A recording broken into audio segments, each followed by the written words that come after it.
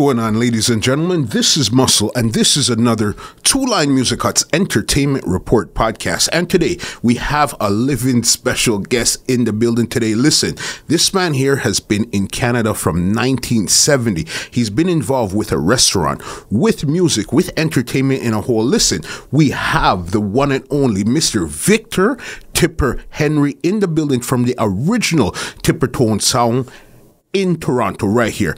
What's going on, big boss? I'm blessing. Everything is good with you? Everything good. All right. Welcome to the Entertainment Report podcast. And I know today, having somebody like you on the podcast, you're going to teach us a lot. Because if you're saying you've been in Canada from 1970 and you've been involved with from the Canadian point from then, there's a lot of stuff we're going to learn. Because I was born in 1975. So we're talking about 5 years before I was even born. Definitely. So I'm going to walk the journey with you. Yeah. All right. So then let's actually start in Jamaica and then we'll come to Canada. Definitely. All right. Okay. What part of Jamaica are you from and what actually got you introduced into music and even cooking? Okay. From Jamaica, a place, most fruitful place in the hills of St. Andrew, East Rural St. Andrew, Mavis Bank. Some of the great musicians also from there. Okay. I got a cousin also was from there. Back then, they got an orchestra band back then called Luther Parks. Two brothers. There was John Bago. Okay. Also was a part of that band. And also, I was fortunate, my parents, they owned a lot of property in Kingston. Greenwich Farm, in the Dunkirk area, and Last Street and Slipe Road. Okay. And my father also did own a barber shop on Orange Street, close to Beverly, and close to Beverly Record, and close to Coxon. And Lee Perry was over on the other side, and also Bunny Lee. Okay, so you were in the middle of the mix with everybody then. Because we're talking about Bunny Lee Stryker, Coxon Dodd Studio One, and everybody else is right here off of Orange Street, you said? Lee Perry and Prince Buster. Yeah. Wow. And another guy called J.J. Johnson. Yeah. So he was a producer also? Those were the top producer. Yeah. First person to produce Carl Darkin. J.J. Johnson. J.J. Johnson. You see, we haven't been on for even 5 minutes, and we're learning stuff right away. All right, so then I guess because you were so close to all the music and stuff, it's basically in your blood. Yeah, definitely, because when I was growing up, all my other like schoolmate and classmate, they want to play cricket, soccer and things. I was interested going around with same Auckland Parks, and he was a studio musician at that time. He played for Prince Buster. He played also for J.J. Johnson drum. He played for Duke Reed at Treasure Isle. Okay. So I had the privilege to go around with him. Sometime I don't even go to school. I take some time and I go around with him. Yeah. And he was main drummer at Downbeat in a band called Clue J and the Blues Blaster before the Scatterlight. Yeah. And so, they were like a studio band. The studio band. That was Coxon's first studio band, Clue J and the Blues Blaster. Yeah. And do you know around what year we're talking about here? That was in the year 1961.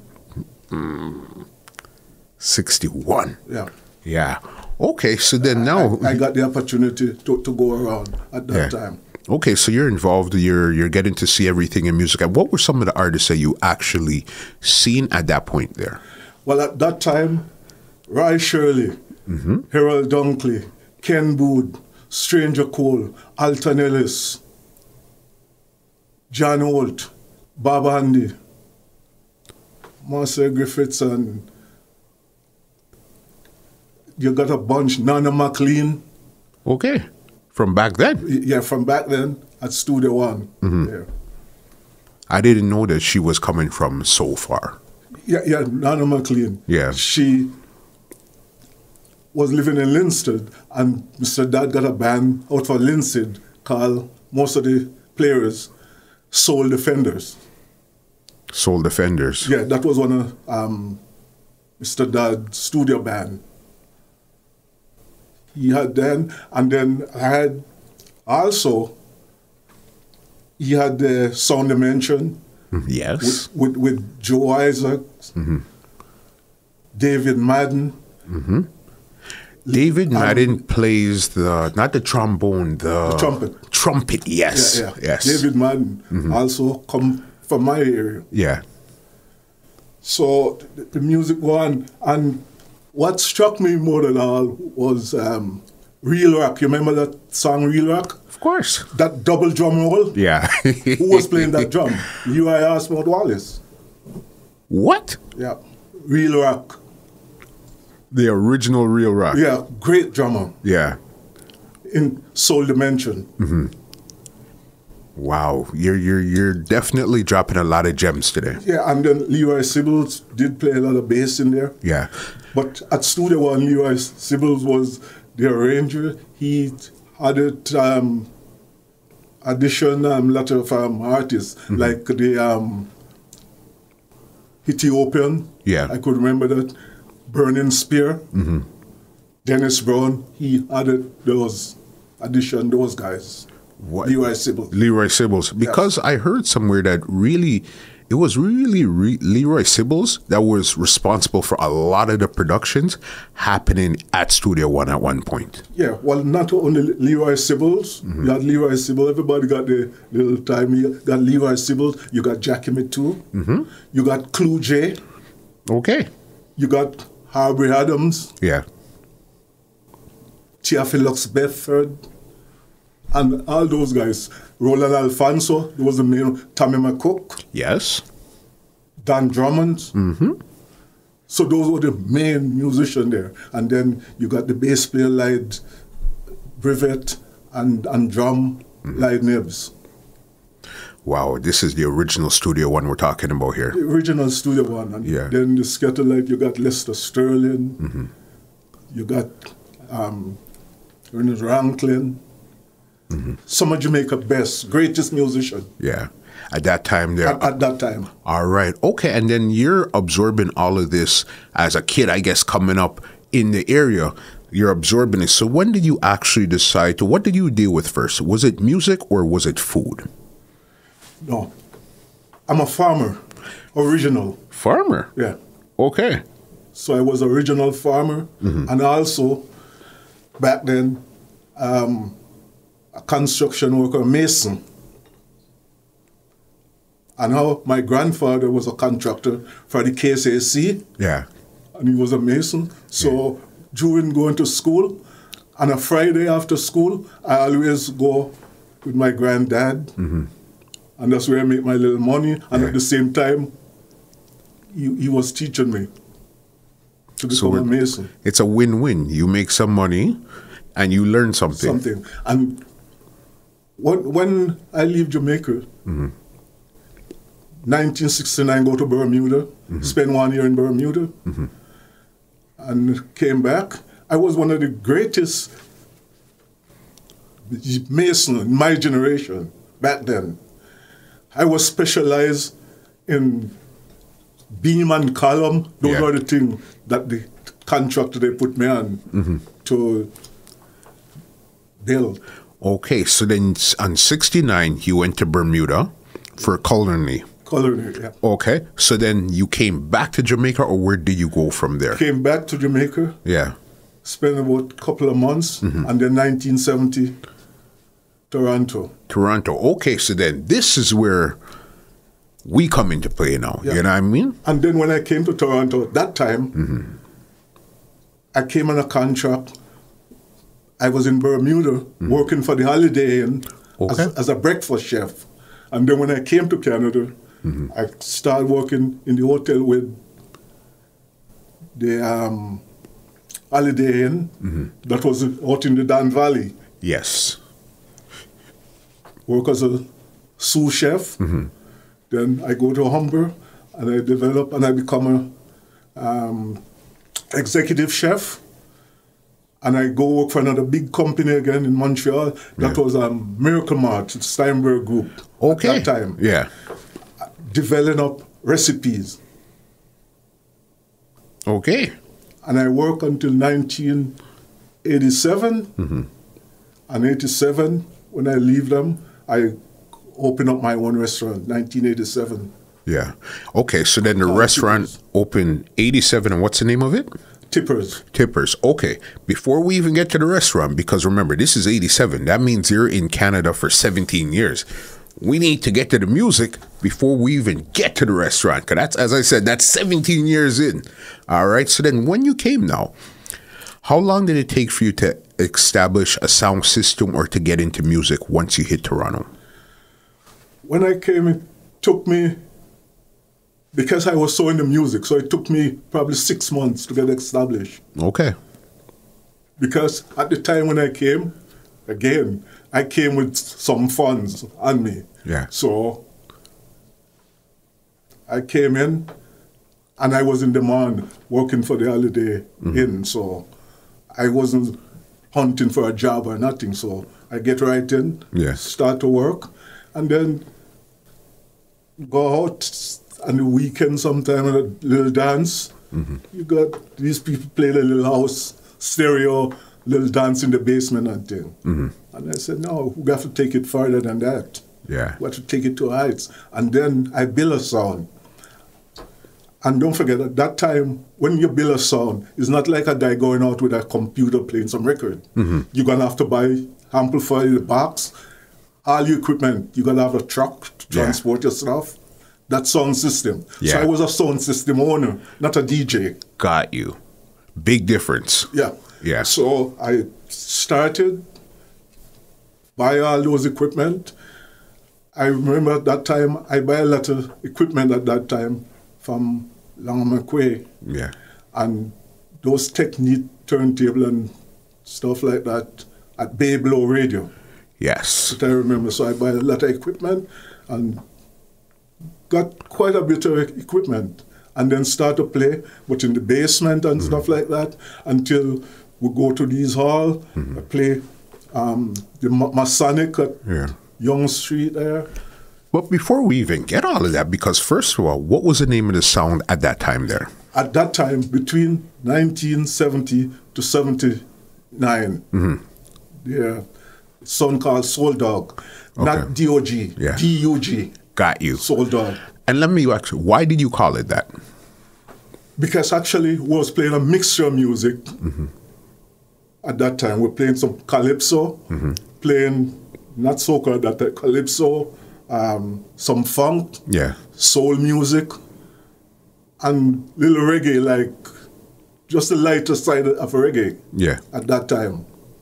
Okay, so then that was Soul Dog. Like a couple Bob Marley, a couple Roy Shirley, a couple Delroy Wilson, like the ska version and stuff like that. So it was really a party sound. That's correct. Yeah. Okay, you guys started out basement, and this time were you actually selecting it, or you had somebody else around you at this time here? No, at that time, when it was Soul Dog, I was the selector. You were the owner. Yeah. Okay, so... But I got crew around me. And it was one turntable or two turntables? One turntable. One turntable. Yes. So what did you do in between the music stopping and getting the next song? Was somebody talking? What was happening? Somebody talking at that time. Yeah. So by the time they finished the next music. So it wasn't a hardcore talking. It was more or less, I guess, like a toasting or something. Toasting, yeah. It wasn't hardcore talking at all. Yeah. Okay. So then you guys became popular around that time also? I was very popular at that time. And what other sound systems were around at that time there between 69, between 70 to 79? At that time there was a guy out of England.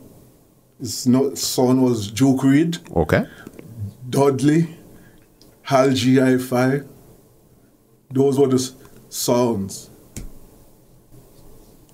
Myself. And then comes Jammies.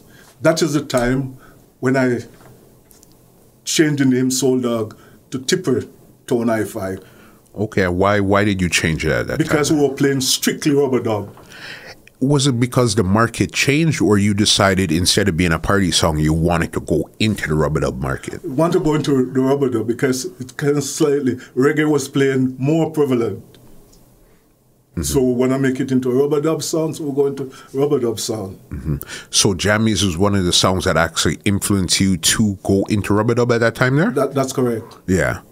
Yeah, because a lot of people, if they don't know, this is the original Jammies. We're talking about King Jammies. King Jammies, Yes. that's him, yeah.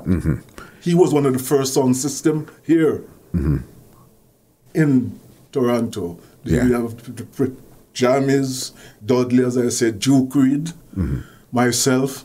Then comes Upsetter, Yes. Stereograph, as rub-a-dub sound I'm talking. Yeah. And Black Roots. Yes. Yes. Those were big, big songs back then. All right. So then when you guys had changed from Soul Dog to Tipper, what was that transition like? Were people actually still following you guys, or you guys had to build a new crowd? What was that like? No, that was the time when it got real heavy. Yeah. Because at that time, remember, I got the access from all these people in Jamaica. Yeah. So I get some of the best pre-release and also dub plate coming out of Jammies, because Jammies went back. Yeah. Coming out of Jammies, coming out of Studio One, coming out of King Tubby's, and Arrows. And Arrows. Yeah. All right. And this time you're talking about, when you say specials, you're basically like, no, not even special, dub plates. There's this thing that we're talking about. Let me show the camera. This thing right here is called a dub plate. All right. And explain to me exactly what a dub plate is. Well, in those times there. Those times, a dub plate is like a pre-release. You have dub plate on special, and then you have the pre-release. Pre-release, if you happen to fortunate to hook up with the particular producer, then you'll have tons of pre-release, and you'll be able to play those music like months before they even release. Okay. And I have the privilege of working with, as I said, most of these guys like Jammies, getting the music out of there. You play it for months and months. Cox and Dad get a bunch out of it. And Tubby's is the one who mixed down a lot of the special too. And then also Bonnie Lee. Yes. Produce Johnny Clark at that time, back in those times. And one thing I can never forget, this music entered into his gate with praise with Johnny Clark. I was playing that music in pre-release in Canada for at least 10 weeks before it get here. Wow. Johnny Clark by Bunny Lee Striker. Yes. Yeah. So I happened to play all those music, and he got tons of other music. Keep On Moving, Johnny Clark also, and play all of those music. In Blood Dunzer, and we could go on and on.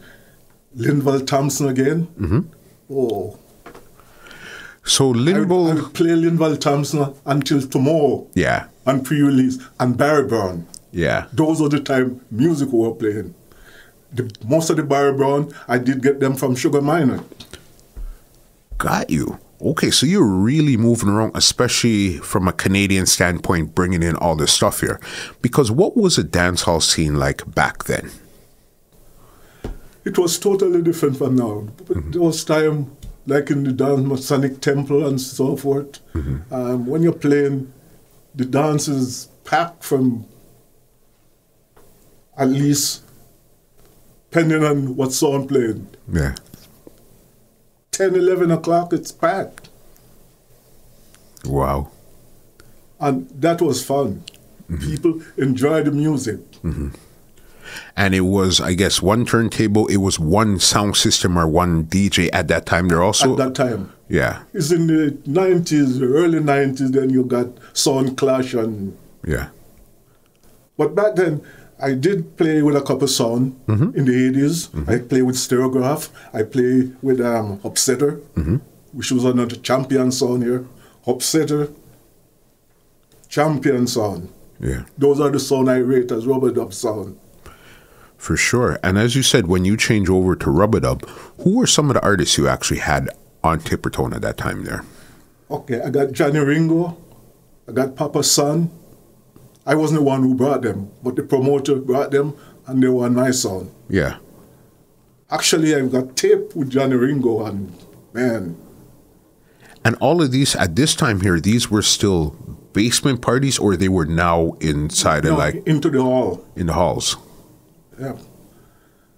And also, with those pre-release, there's one producer in Canada here, which I cannot left out, because he, again, was the foundation producer in Canada, Yeah.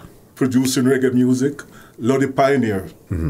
And I got tons of pre-release and dub from Lodi at that time, Yeah. before the music even released, with Carleen Davis, Johnny Osborne, and Pioneer themselves. Pioneer big tune at that time in the dance was a song called Pusher Man. Okay. And with Carleen Davis did Bob Andy version of Desperate Lover. Carleen Davis did. Yes. I got them on dub plate. Yeah. You never know. And especially, as I tell a lot of people, there's like a period of time where a lot of reggae music got like almost missing. You see, like between that 78 to 84 time period, it's like for some reason there's a lot of that is erased. You can't really hear about it. You can't find it. It's just you had to be there or you, that's it. Everything started to come back after 85, 86. You find all of that. But before that, up to 78, for some reason, it's really, really missing unless you lived it like how you lived the it. life. So yeah. That's why I'm here to tell you, I lived a life, not only focusing on myself, but all the people who build their house. Yeah. All right there. Something I forgot to ask you, Tippertone. We know that there's a Tippertone in Jamaica, and I think there's one in England. What's this association, and one where? Well, okay, when I explain, then I'll tell you. Okay. When I said one in... What's the association with any of them, if any? Okay, the sound Tippertone was owned by my brethren, Finger. Okay. Matthews Lane and stuff. Okay. Jawise used to be the selector there too. Jawise. Original Jawise. Yes. Yeah. Big Youth used to be there. So, with Big Youth again, when he came to Ontario Place, I was there with Big Youth. So, those are people who I know, not just picking off out at the ear. Yeah. So, when they come to Canada, I'm the person, whoever bring them in. Okay. I'm always amongst them. Okay, so then you're associated with the Jamaican Tippertone. Yeah. Okay, you're like, I guess, the Canadian extension. Yeah, I wasn't the owner, but he was my brethren. So that's why I remember the way he used to play in Jamaica. Yeah. So here in Canada, we establish it. Okay, big sound. Because again, you heard about it. I heard about it a lot when I was a kid, but I've never at that time. I never went to no Tippertone dance. But you definitely heard about Tippertone. Well, I used to be all the Tippertone dance. Port Henderson, Furnace. When I'm going to play country, I always there. Tippertone. All right. So, as some Canadian reggae artists, who did you have DJing on Tippertone as the Rub-a-Dub song at that time there? Okay. These DJ used to DJ on different songs, but they always pass through. Bobby Zara used to touch it. Yes. Yeah. Fowler. Handy Dan. Kitty Puss. Went back to Jamaica. Chester Miller. Okay. Used to sing out. Cousin. Altanelli's son. Go on, and then we have Daddy Percy as the DJ. Sugar Man. Charlie Brown used to be the singer. Wally Ritchie. Yes. Wally Ritchie, which he did a lot of special for me too. Okay. Yeah. Back then, great singer. When did you actually start cutting specials and dub plates? Around 1975. 75. So you'd say possibly you're one of the first songs up here with dub plates and specials? Without a doubt. Without a doubt. Without a doubt. I got my receipts, so we can prove that too. Yeah. From 75, yeah, because that's early. That's really, really early. That's actually the year I was born, 1975. Yeah, and I was used to go back, and those first set of dub plate, I got them out of Studio One, like The Choice of Color, Marcia Griffith's Melody, Life, and them. Those dub plate, Babandi, Desperate Lover, were playing, and I was playing them on dub plate. Not the record. Crazy. And that was your specialty, was to actually get dub plates back then? Then, yeah. That's quite interesting, boss. Yeah, and there was much money in the sound business at that time. But it was just my passion, music. Yeah. To play out that time, how much would you actually charge to play out at that time? Maybe some little thing you get maybe $150, $300. Back then. Yeah, with a full sound system. With a full sound system. Yeah. Not just walking with a little computer. Yeah. You have your equipment, tons of equipment, cost thousands of dollars. Yeah. So you get those in, bring them in, set up, and plus you got a crew.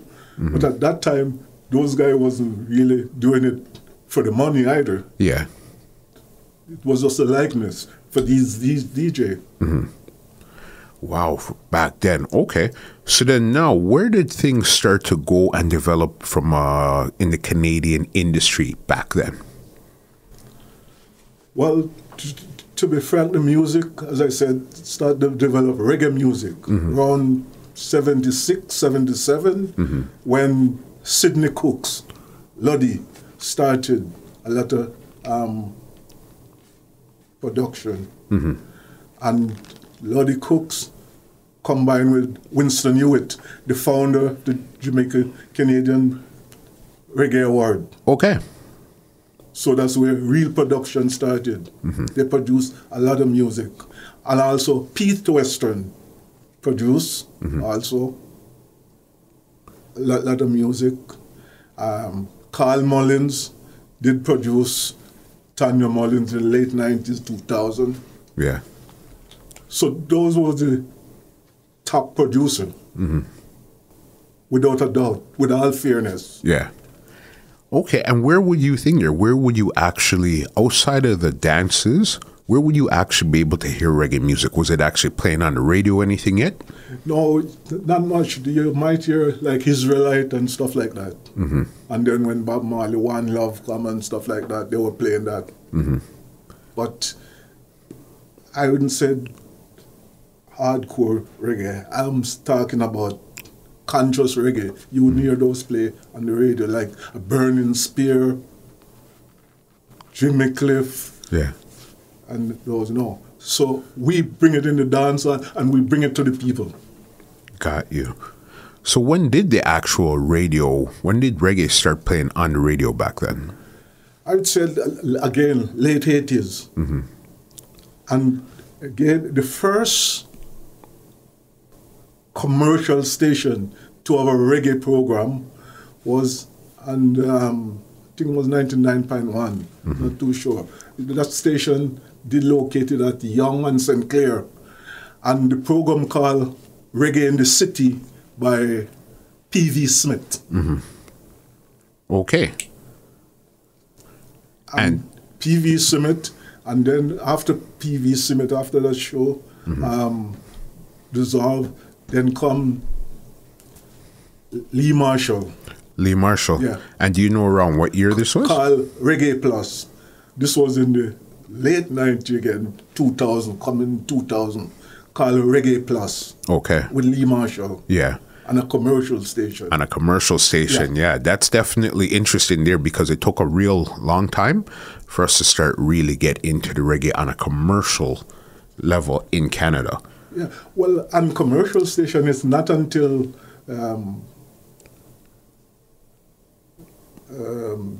Haiti, this, what it's called, not Flow. Flow came, was supposed to be a reggae station, but it didn't work out. That's very interesting there. Now, okay, so we're still in the music, but I want to get to your food journey now.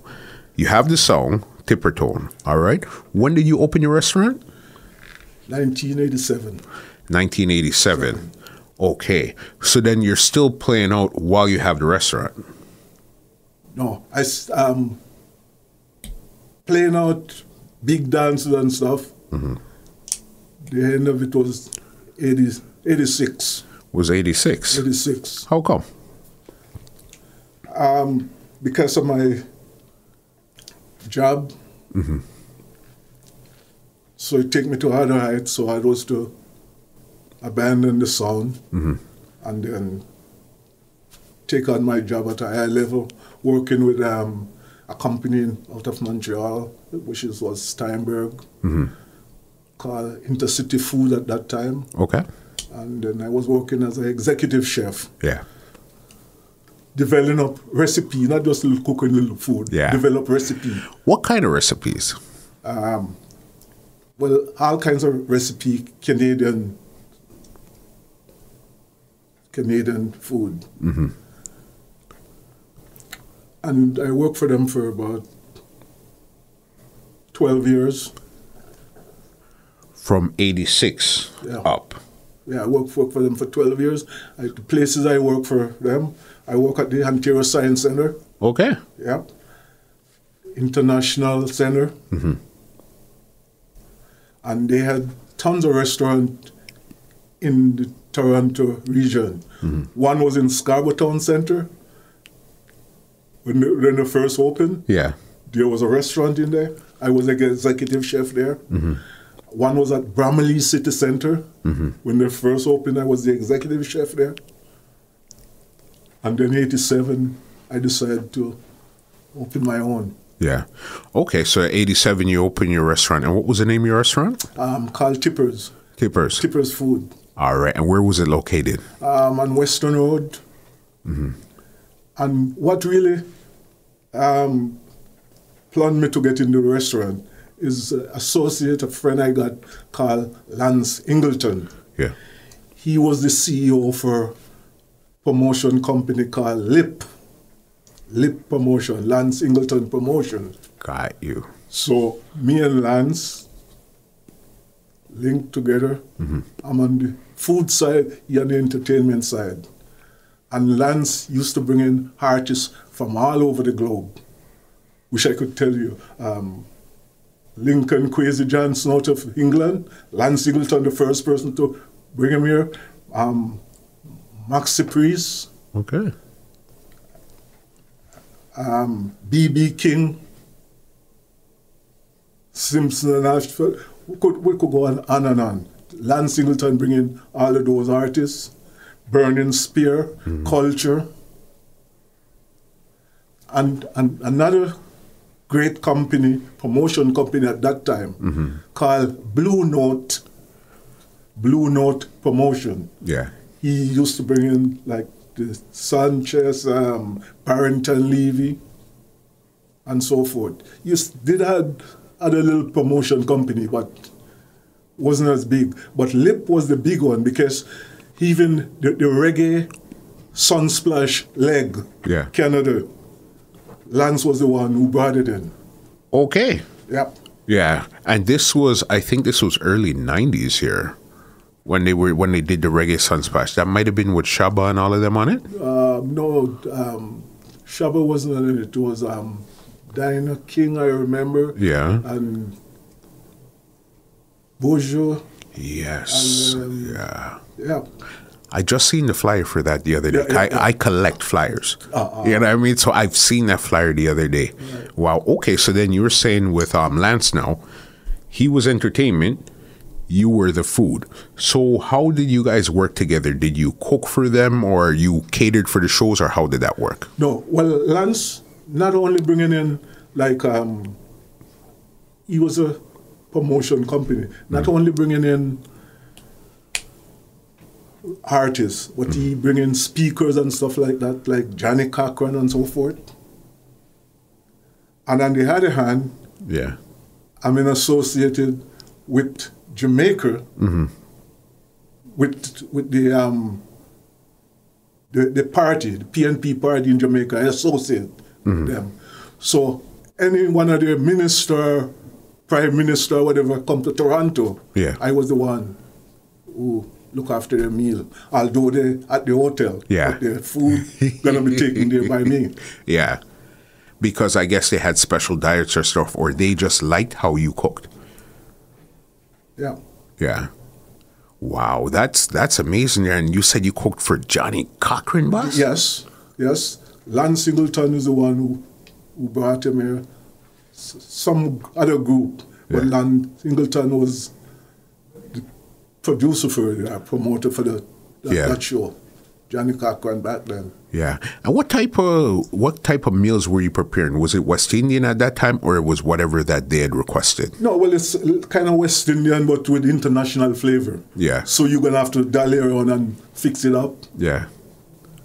Wow, Johnny Cochran, that's amazing there still, because I remember coming to your restaurant a few times, and when you looked on the wall, you would see you with basically everybody you could think about. I'm talking Shabba, Dennis Brown, John Holt, Gregory Isaacs, Burning Spirit. The list goes on and on and on. Well, and definitely, and most of these artists, all of them passed through there. In the last after, you got Josie Whale, all of those artists, Brigadier Jerry, his sister Nancy, Apache Scratchy, you name it. They all came through there. And again, I got the receipt. Yeah. I got all of those pictures. On the Wall of Fame at that time. The Wall of Fame. Yeah. Well, it is called the TIPPER Wall of Fame. Yeah. Because I got a page on the Facebook, and that's what one of those pictures I posted. Yeah. It's from the TIPPER archive. Yeah. From the Wall of Fame. Crazy. And also the records too. Yeah. I got the records of those people. Okay. You have all of that too. Yeah. Because even here, when I look, this is another back to your sound thing. I have an award here that says from the Canadian Reggae Musics. This is 1985 Top Sound System Tippertone International. 1985. All right. Let's talk about this award here. Who else was actually, do you remember who else was actually up for award at that time there, or who would be at that time somebody else? There was 3 sounds. Yeah. It was Jamis, Joe Creed, and myself. Yeah. No, sorry, and another song called Michigan. 4. Yeah. 4 sounds. And you won. Yeah. And you beat all of them for the top reggae song at that time there. Wow. What were some other awards that you had actually won for? I got the Award of Merit, Canadian Reggae Music Award of Merit. Yeah. I was really grateful. I got the Pioneer Award in Reggae Music in Toronto. Yeah. Given by another company.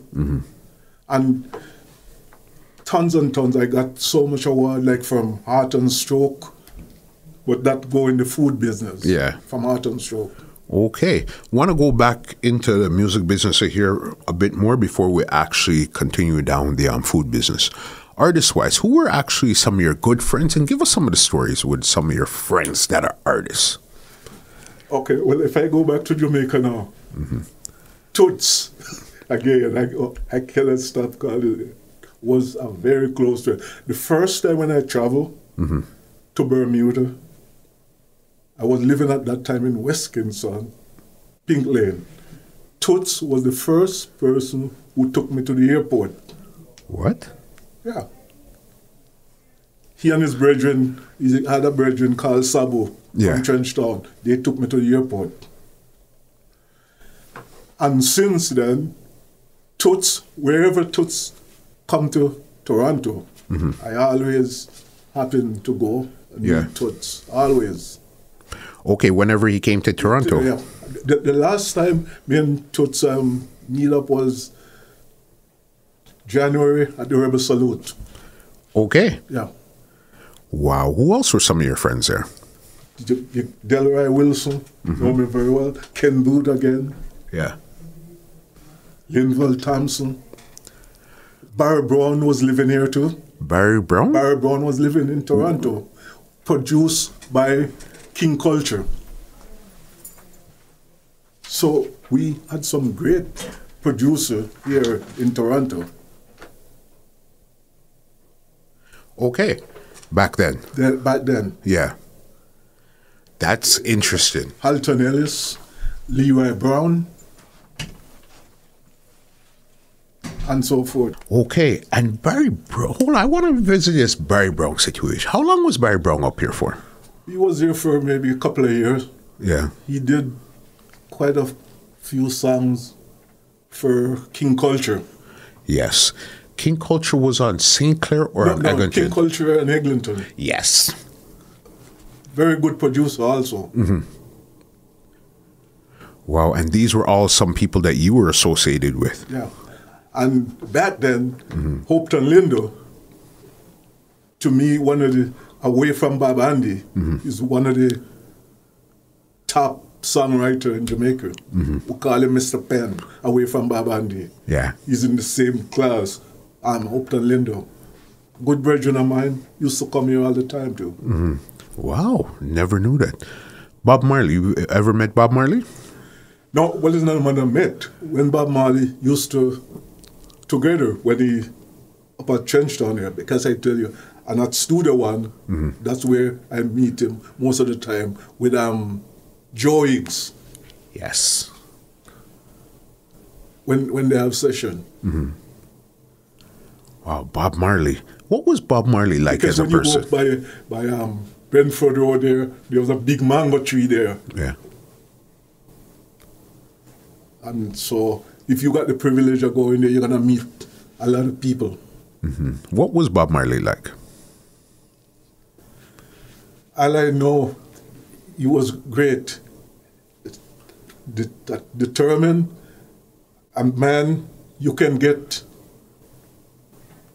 to the sky Yeah. if you want. That's a man, yeah. And he wasn't just for himself. Yeah. He always appreciated the people who helped him build the house. The great Robert Nestor Marley. Yeah. Yeah. Wow. Because again, it wasn't only Bob Marley that built the Wailers. Yeah. Bonnie Wailers, Peter Tosh, Beverly Kelso, Yeah. Cherry Green.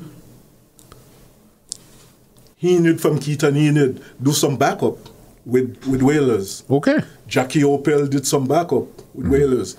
And the group Wailers themselves do some backup and other track, other people. Like for instance, the Babandi, I Got to Go Back Home. Wailers was the one who did backup. Wailers. I Got to Go Back Home. Play that track and you'll see. Wailers was the one who backing up Babandi on that track. And several other tracks. Yeah. You learn something new every day. I didn't know that they also did backup. I thought they were strictly Bob Marley and the Wailers. I didn't know that they did backup for other people also. Yes. Yeah. The Wailers, not Bob Marley. The Wailers did backup for other group at Studio One. Yeah. You learn something new every single solitary day. Yeah. Yeah. Wow. That's why I like speaking to somebody like you that really you're around and you get it into you. It's like, yeah, I was there. I know this. Yeah. And also, Joe Higgs did some backup for the Wailers. There's a couple songs that they did. Joe Higgs did backup in there. Yeah. The history that's in there, it's like you'll never know unless you speak to somebody that was there. Or you probably have to live the life. You have to be there. Yeah. Yeah, you have to live it. Because again, a lot of times this is something where you're just living the life. You're not seen as anything special. It's not until you fast forward 40 years later and it's like, whoa, that's what really happened there. But then again, probably I was special because I got clippings from newspaper since 1955 when the Queen Elizabeth was, crown or whatever. Yeah. I got clippings from newspaper because my mom was a great reader. Yeah. Was an intellect. Yeah. She still is. She's 95. God bless her soul. Yep. God is great, She used to do lots of reading, so I got clippings from newspaper and stuff. As we're doing the interview here today, you see what I'm telling you. Yeah. When I say anything, I like to make sure I got my receipt. Yeah. Because don't forget, there was other people there too. Yeah. So you got to make sure that you represent. Make sure you get the story as straight as possible and don't distort it. Yeah. All right. Want some more artist story? As I said, I remember seeing somebody like Dennis Brown. How did you guys connect? Dennis Brown, again, I know him from a club called Tit for Tat. Yeah. When up by Red Hills Road, when Light Parks was playing, Light Parks had a band called Skin, Flesh and Bone. Oh, this was before We the People. That's right. Yeah. Okay. Yeah. So he had a band there, and he used to play Tit for Tat, and that's where. And at Tit for Tat, and he was auditioned by at Coxsondad by Leroy Sibbles. Yes. And then his first big hit, not his first hit, but his first big hit out of Studio One was No Man is an Island. Yes. And let's not forget, people should know that, that was not Dennis Brown original. That's a cover version. That's a cover version? That's right. Never knew that. All this time, I thought that was an original song. No, it was a cover version done by some American artists. Yeah. Same as Just Because I'm Black and all those come out Studio One. Those are cover version. How Can I Change My Mind with Alton Ellis? And a lot of those things. Ken Boothe with Mustang Sally. That's a Wilson Pickett song. Yeah. And so forth. So in the early days of Rocksteady, because those songs, I'm saying to use Rocksteady, those was covered. Yeah. Most of them were covered. That's basically how the Rocksteady... Yeah. In the Rocksteady era. And also, Delroy Wilson covered 3 or 4 songs from a group called The Thames. Yeah. You definitely learned something. Cover about 4 songs from a group called The Thames. T-A-M-S. T-A-M-S at Thames. Thames. All right. I want 2 more stories from you. Give me something with Gregory Isaacs and Delroy Wilson. Well, to me, there was 2 great artists in their own right. Because Delroy Wilson have gone through all the genre of music. When Gregory only come into the music in the reggae genre. Delroy Wilson have gone through ska, rocksteady, and then into reggae. Delroy Wilson. Yes. You learn something new every single day. And Gregory Isaacs, you were personal friends with him also? Well, we were associates, not friends. Who else would you say was a friend? We're close. If you go, Ken Boothe, John Holt, then them was key. Yeah. Give me some stories about... Shirley. Yeah. Give me some stories about Ken Boothe and John Holt. Well, not much story I can give you. All I know, they're great artists. Yeah. And they're workers, I'm telling you. When they go to work, they go to work.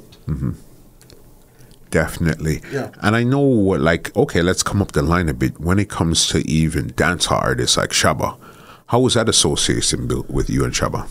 Okay, with Shabba, again, Christine, you know Christine? Of course, promoter Christine, of course. Christine, when Shabba come, Shabba used to be down by Christine. And Christine is the one who brought Shabba to Tippers. Yeah. And that's where we link up. And every time he came, it's you he wanted to see. That's right. So that's where we link up. And then I used to go back and forth to Jamaica, back to Jammies. And most of my special, I wanted Shabba to do a couple intro, but he didn't happen to do it. But who did my intro at that time was a DJ called Major Warriors. What? Yeah. Yeah. Major Warriors did most of my intro and my special. You have Major, okay. Did he actually give you any songs, or he just did the intros? He did the intro. Major Worries, boss. Yeah. That's big right there. 'Cause a lot of people, if you guys don't know who Major Worries is from King Jammies, you definitely got to do some research, because Major Worries was like 20, 30 years ahead of his time. His style was crazy. His style, yeah. And the dub plate, he gave me his credential on them, and they're great. Those are music forever. Yeah. Another person who were good friends, Eddie Fitzroy. Yes. Was my good buddy. Upton Lindo. They are friends. Yeah. No, it's just amazing to see when you sit down and speak to somebody that just had friends like that. Leroy Sibbles, I'm a brethren for life. Yeah. He used to live up here at one point. That's right. Yeah. Not only him, who used to live here, a lot of musicians. You have Jojo Bennett, Jackie Mitu. Okay. Used to live here. Alton Ellis, Colleen Davis. Hold on, you're going too fast. Alton Ellis used to live in Toronto? Yeah, for a while. Johnny Osborne. Johnny, I know, yes. Yeah. Fitty. Again, cannot leave him out. Lodi Pioneers. Lodi. Winston Hewitt. Ronnie Bop. Yeah. Who used to play in the band Larry Aiken and the All Stars. Okay. And we could go on and on. You have Carl Bryan, who lived here, used to play in the Scatterlight. Yeah. Lynn Tate used to live in Montreal. Yeah. There was a lot. Yeah. And Nana McLean. That's why I knew her from here. The Weber sisters, don't leave them out. They were top female group at Studio One back then. The Weber sisters. The Weber sisters. It was 2 of them or 3 of them in the group? 2 of them. I got to do some research on that one there. Yeah. Wow. I know, who else was here? There was a lot of Leroy Gibbons. But Leroy Gibbons and Leroy Brown. Leroy Brown, another great reggae artist. Yeah. Lived here for a while, but now he's back in Jamaica. Yeah. Lodi, I said, was live here. He's the father of the music here. Yeah. Pioneer. Definitely. He's living in Brazil. Okay. Off the air, before we started, you were giving me a story about Ziggy Marley. Let's talk about that there. Okay, well, we're getting into the food business now. Ziggy Marley traveled with a chef. And Toronto, the only place that Ziggy come and the chef don't do no work. Yeah. I'm the one who prepped their stuff. And again, back to Lance. Lance was the first person who brought Ziggy Marley here to Toronto at the Cooper downtown when it was Ziggy Marley and the Melody Maker. Yes. And that's how that connection came around. And that's how the connection, through Lance. Yeah. That's interesting there. All right, so the food. Let's go down this food journey here. I cannot leave this one out. One of the greatest concerts ever held in Toronto. Again, I got my receipt because I was invited there by the radio station at that time. So I got my receipt. I'll send those to you. It was Jimmy Cliff. That was 1981. And Peter Tosh. Biggest show at the O'Keefe Center. Jimmy Cliff and Peter Tosh.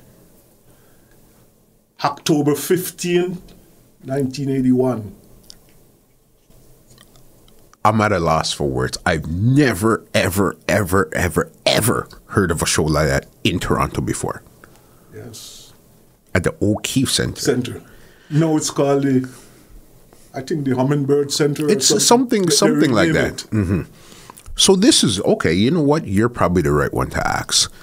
Reggae was being kept in these type of places like Maple Leaf Gardens, O'Keefe Center, all of these high-class places. And now, you fast forward to like 2017, 18, 19, and 20, reggae is not being in those places no more. It's in smaller venues. Sometimes you'll get a capacity that can hold 2,000 people, like a Rebel or something like that. How come reggae is not in those places anymore? Ooh, what happened? Reggae in Toronto, I would say, instead it's supposed to expand, was, as I said, once of these people, these promoters, come out of the business, it went down. Yeah. I think that one of the main reason, because Lance was the man who used to bring them in all of these big places. Mm-hmm. Jones and Jones, they did a couple. Yes. Big one too. Mm-hmm. Mm-hmm. But Lance was the main person who bringing in all these artists and international artists. The Lucky Dube and Alpha Blonde. Mm-hmm. He was bringing in everyone. And this I cannot go without even tell you that. Lucky Dube was on Reggae Sunsplash 91. How will Lucky Dube get to Jamaica? Yeah. Lance Ingleton again was the one who orchestrated with the promoter there. In Jamaica? Yes. 1991, Lucky Dube at Reggae Sunsplash. Yeah. I was there also. And that show, man, Lucky Dube in Jamaica back then. Whatever happened to Lance? He passed away. Passed away, okay. Yeah, probably 5 years ago. Okay. Well, I guess before that he slowed down a lot and decided to come out of the business at that point there. Well, he got sick, so then he came out of the business. Yeah. But as I said, Lip and Blue Note Promotion, the two biggest promote company in Canada regarding reggae music. Yeah. Yeah, because I always wondered if we were in O'Keefe, Maple Leaf Center, all these huge places, why did we basically go back to banquet halls? You know what I mean? It was really weird. I never understood that. It started so high, then ended up down here. Yeah. And these things are not documented and things like that. And those people should get real, as I said, in Canada, where reggae is at now, those are the people who set the foundation. And there's no way you're going to tell our story and you'd leave those people out. Yeah. You'll be missing an ingredient. Yeah. So those people, and again, I can go back with all those artists, and it's not only the artists. The record shop got a lot to do with it too. All those people in the business got a lot to do with it. So for instance, 28 years ago, you have S&W Record Shop. Yes. You have Monica, George and Monica. You have Record Factory. You have Black Boy Record that was done on Dufferin. Okay. And there was quite other. Then you have Cookie, who used to distribute music. Yes. So these people bring the music in, and we, the sound man, get to play those music. So actually, all of these people should get credit. We all build the house. This is not a one-man thing. We all build the house. For sure. I agree 100%. Want to go through your food stuff right here, right now, okay? I know that you were into healthy eating, especially preparing Jamaican West Indian food, but a healthier style. How did that come around? Okay, this come around when I started the Food Expo. I had a company called Taste of the Caribbean, an African Food Expo. But I started that in the 90s. Okay. Early 90s, 95, thereafter.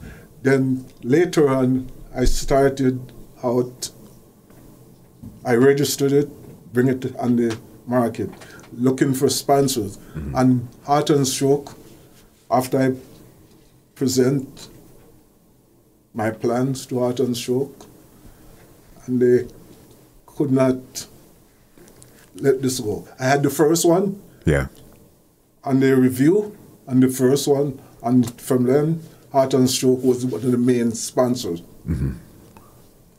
So I prepared West Indian food and African food, the healthy style, because there's no doubt, our food is the best in the world, but if it prepared properly.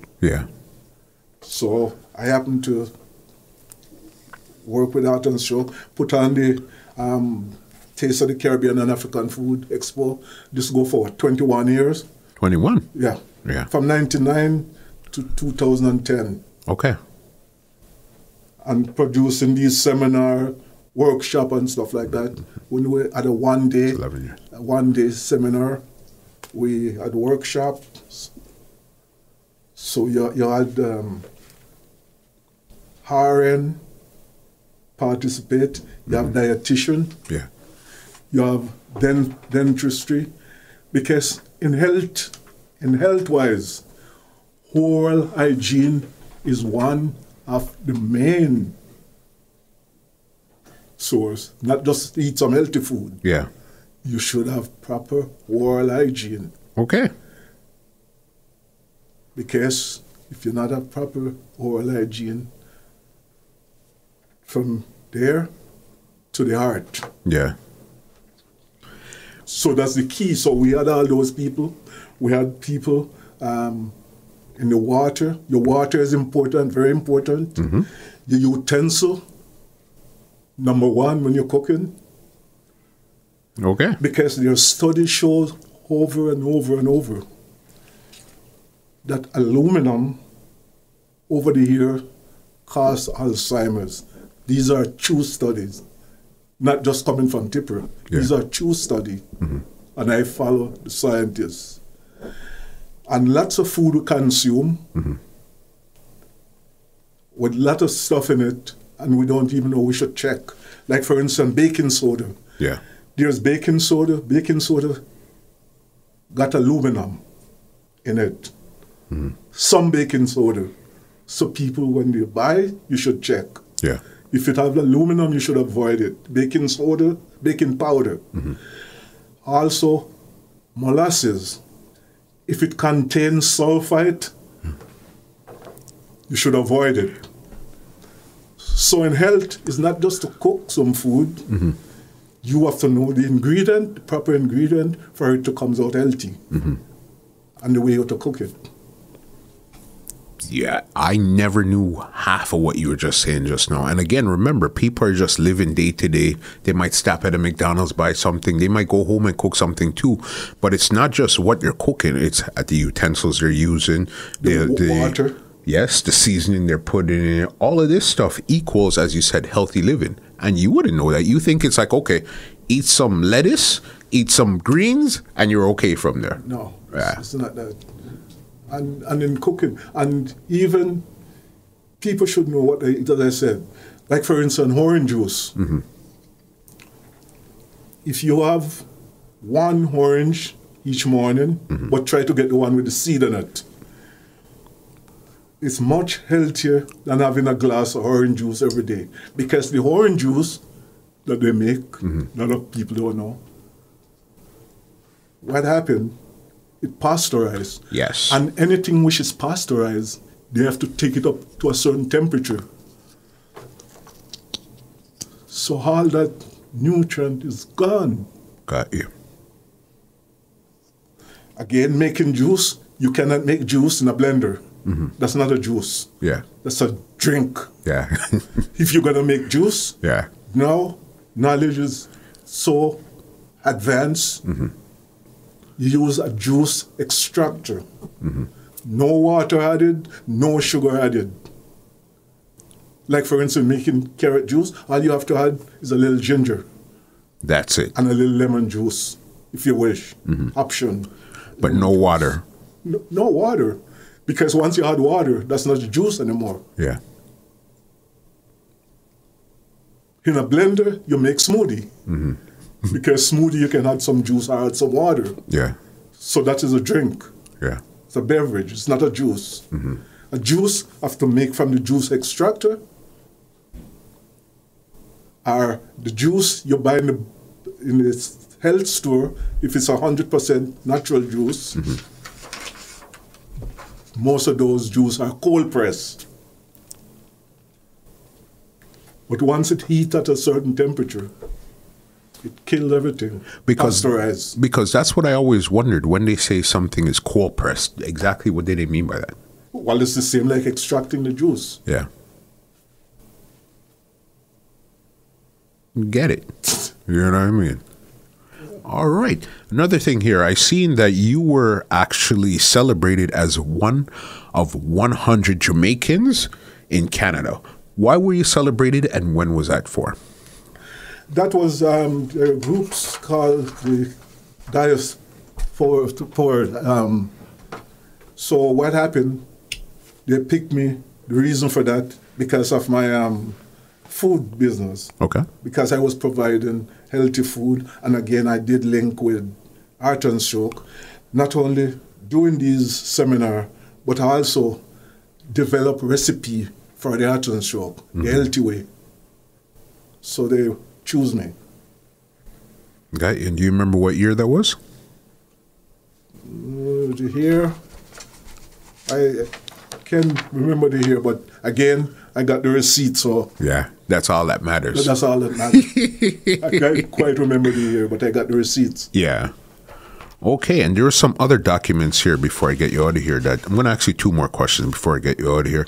Exactly what is this document here? Okay, this is the Canadian Black Music Association charter, the Canadian charter, formed by Norman Otis Richmond. Okay. He was one of the founding members. You got other people. You got Milton Blake, P.V. Smith, and other people, Zola, and you have lots of other people at that time that farm. When that group was formed, I was there, touting with them. So I know when that group was formed. And it was mainly formed not just as a charter at the U.S., but anyone who performed in South Africa at that time, in the apartheid government. Yeah. That's what it really formed, to boycott those entertainers who did go and perform in South Africa. Yeah. That was one of the main reasons. So I can say thumbs up to Norman Otis Richmond. And also he was pushing for the junior, for reggae and calypso to enter the junior. Okay. Because there was no category for reggae or calypso back then. Norman Otis Richmond is the one who pushed for that. Yeah. You learned something new. One more before I get you out of here. I have the CHRY guide in front of me, the program guide. All right? How were you involved with CHRY, the radio station? Okay, CHRY, I involved first with P.V. Smith. Because after P.V. Smith leave the station downtown, commercial station, got a program at CHRY. And I was guest regular on his program. And the reason for that, the wide selection of reggae music I got. So they used to bring me in. I was guest on P.V. Smith. I was guest on Fitzroy Garden, was on Chin downtown. I was a guest on his show. You were a guest on his show? And yes. Yeah. I was a guest on Elaine Thompson. E.T. David Kingston. I was even at Ron Nelson one time too. Yeah. Okay. So you were doing a lot of guest spots on the radio station at that time. Yeah. And Luther Brown, the Caribbean Crucible, I was a steady contributor there. And the Caribbean Crucible. I guess because of your access to music at that time there. That's right. And not only the access, but we don't just play music. We give the history of the music. There is certain song I can tell you who played the bass, who played this there, and thing. That is what I study. Yeah. The history of the music. Yes. That's quite interesting. A little birdie told me once that Tennessee came to Canada. You know anything about that? Yeah, Tennessee. I was living at on St. Denis at the time. Tennessee came, Dennis Brown came. And when Dennis Brown came, there was in the 70s, there was a show at Varsity Stadium. Remember that big show? Maybe. Tell me. In the 70s. Dennis Brown toured the world, Light Parks and We the People at the Varsity Stadium on Bloor Street.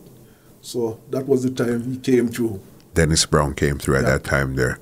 With Tennessee, did he come to perform or what was the point of? No, he didn't come to perform. Yeah. He came here and he was here for a while and then he leave and go to the States. Yeah. Okay, so he left Jamaica, came to Canada, and then went to the States. So I'm guessing this was probably like 85, 6 or 7, that type of time there? And then he got killed in the States. Right after leaving here? Yeah. Wow. Tipper, it's been a great conversation, and I know we've only covered 5% of the journey. You understand? Because you've been in it, as I said, from a Canadian standpoint from 1970. That's 50 years. You understand? So what you've seen, the contributions that you've made throughout that time there is amazing. I just want to tell you, thank you for actually coming and sharing your story. Yeah, and as I said, it's a lot more. Yeah. The journey will continue. Definitely. And again, my door is always open because we got so much more stuff to talk about. You understand? Gotta big up my brethren, Pablo, Soul Survival, that actually made this happen. He called me one day and said, listen, I got Tipper this. He's always telling me this. I said, what? One time. Don't ask me again. Just tell me when, the day and the time, and we'll make it happen. And here you are today. And so big up yourself. Big up. Thank you too. Actually, it wouldn't happen without him also. Because normally, most of my stuff I got them in writing. Yeah. And I got them, all of these stuff, I passed them on to my offspring. I got them all in writing in my receipt, as I said. So everything is there. I got clippings from the Toronto Star and from all kinds of magazines in the States, stuff I'm doing. So this is not really a hype thing or whatever. We want to pass on the history to those who don't know. Yeah. This, they're going to learn a lot because I've learned so much. You understand? And this was talking to you off the air and talking to you on the air. Definitely learned a lot. And thank you so very much for coming through today. All right, let me give you an outro and get you out of here. Thank you. Well, ladies and gentlemen, this is Muscle, and this has been another Two Line Music Hut's Entertainment Report podcast, and we are out. This podcast is brought to you by www.twolinedmusichut.com.